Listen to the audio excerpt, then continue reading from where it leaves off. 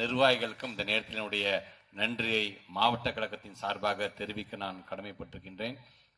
உழவர் என்று வரும்பொழுது முத்தமிழர் கலைஞர் அவர்களை எப்படி பாதுகாத்தார், எப்படி பாராட்டினார், எப்படி போற்றினார் என்பதெல்லாம் வரலாறு. குறிப்பாக நாம் ஆட்சிக்கு வந்த பொழுது 2006, 2011ஆம் ஆண்டு ஒட்டுமொத்தமாக நம்முடைய உழவர்களுடைய அந்த கடனை 7000 கோடி ரூபாய் கடனை ஒரே கையெழுத்தில் தள்ளுபடி செய்தவர் யார் என்று சொன்னார்.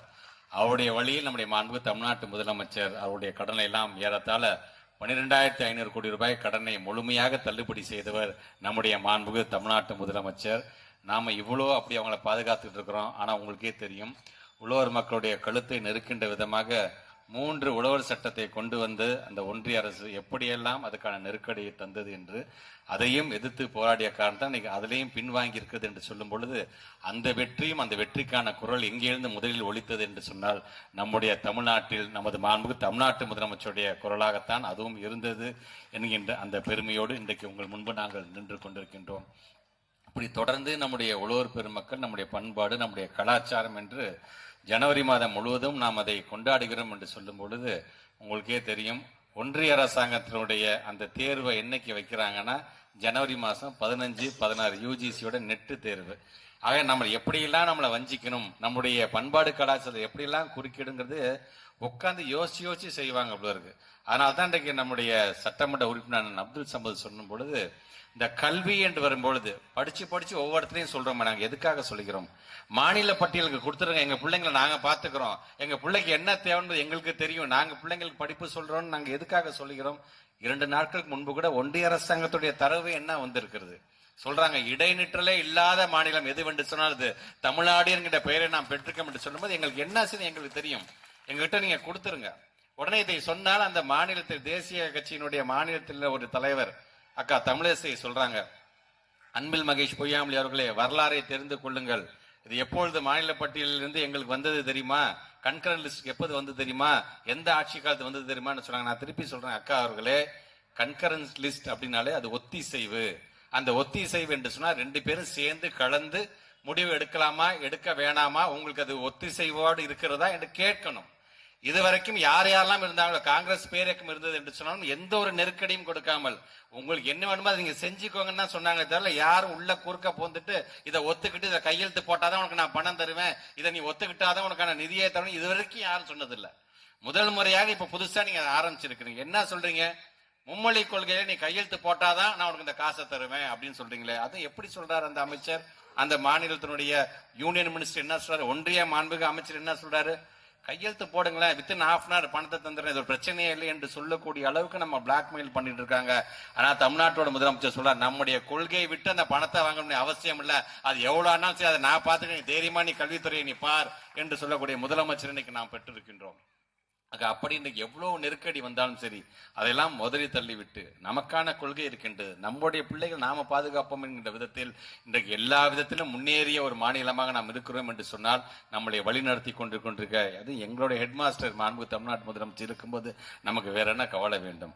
ஆக இப்படி எல்லா விதத்திலும் நம்முடைய முதலமைச்சருக்கும் சரி அரசுக்கும் சரி, ஏன் பல நேரங்களில் நமக்கு உறுதுணையாக இருக்கக்கூடிய நம்முடைய துணை முதலமைச்சருக்கும் நன்றி தெரிவிக்கின்ற ஒரு நல்ல நாளாகத்தான் இந்த சமத்துவ பொங்கலை நாங்கள் பார்க்கின்றோம். ஆக இதில் கலந்து கொண்டிருக்கிற உங்களுக்கும் முதல் முறையாக என்னோடு இந்த மேடையில் அமர்ந்திருக்க என்னுடைய மனைவிக்கும் இந்த நேரத்தில் என்னுடைய வாழ்த்துக்களையும் பாராட்டுகளையும் தெரிவித்து உங்கள் அனைவரின் சார்பாக நம்முடைய துணை முதலமைச்சர் வாழ்வாங்க வாழணும் என்று வாழ்த்தி இந்த உரையை நிறைவு செய்கிறேன். நன்றி, வணக்கம்.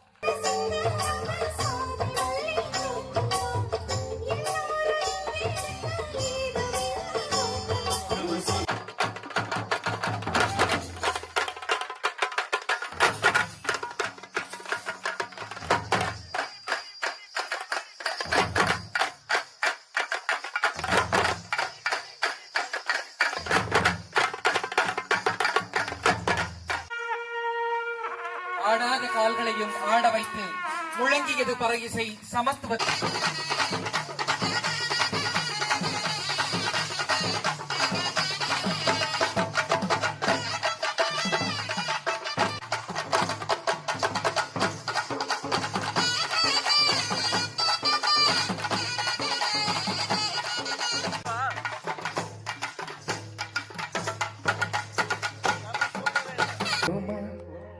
Pa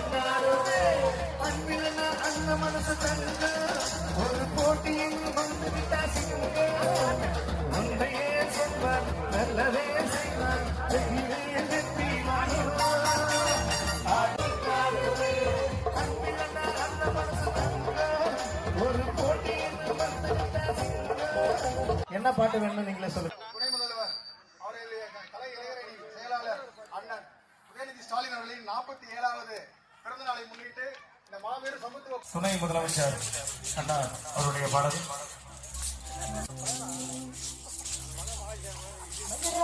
செய்யலாமே